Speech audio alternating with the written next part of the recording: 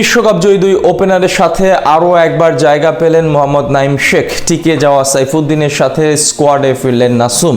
তবে আরও একবার উপেক্ষিত থাকলেন দুর্দান্ত ছন্দে থাকা সৌম্য সোহানরা। লঙ্কানদের বিপক্ষে সিরিজ জিতে বাড়ি ফেরার দিনই এবার ঘোষণা হলো পাকিস্তান সিরিজের স্কোয়াড। লিটন দাসের নেতৃত্বে শেষমেশ কারা জায়গা পেলেন টি-20 স্কোয়াডে, এ নিয়ে বিস্তারিত জানবো প্রতিবেদনে।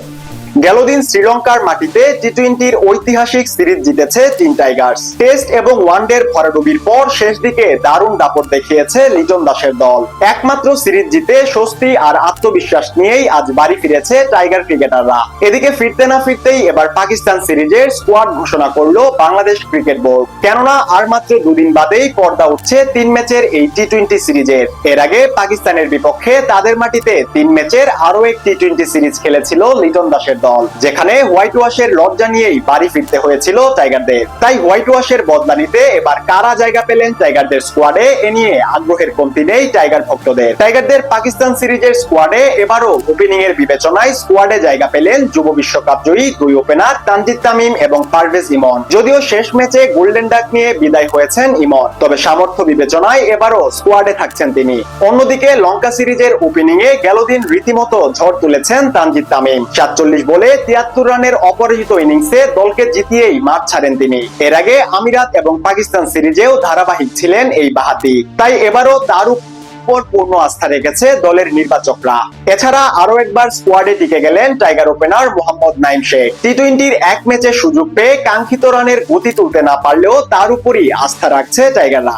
অন্যদিকে এবারও টাইগারদের স্কোয়াডে উপেক্ষিত থাকলেন সৌম্য সরকার। গ্লোবাল সুপার লিগে দারুণ ছন্দে আছেন এই বাঁহাতি। যেহেতু 19 তারিখ ফাইনাল দিয়ে পর্দা নামবে আসরটির, সেহেতু সৌম্যকে স্কোয়াডে রাখতেই পারত নির্বাচকরা।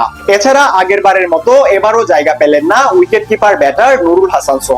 জিএসএল আসরে শেষ দিকে নেমে 4 ছক্কার ফুলঝুরিতে দলকে যেভাবে বড় সংগ্রহ এনে দিচ্ছেন, সেখান থেকে আসন্ন সিরিজে তাকে কাজে লাগাতে পারত টাইগার টিম ম্যানেজমেন্ট। এছাড়া ওয়ান ডাউন বিবেচনায় স্কোয়াডে থাকছেন লিটন কুমার দাস। বাজে ফর্মের গন্ডি পেরিয়ে টি-20-তে দারুণ ছন্দ দেখিয়েছেন টাইগার অধিনায়ক। অন্যদিকে মিডল অর্ডারের গুরুত্বপূর্ণ দুই ট্রাম্প কার্ড হিসেবে স্কোয়াডে আছেন জাকের আলী অনিক ও শামীম হোসেন পাটোয়ারি। শামীমের 360 ডিগ্রি হিটিং এর সাথে জাকেরের দায়িত্বশীল ব্যাটিং শক্ত ভিত গড়বে মিডল অর্ডারে।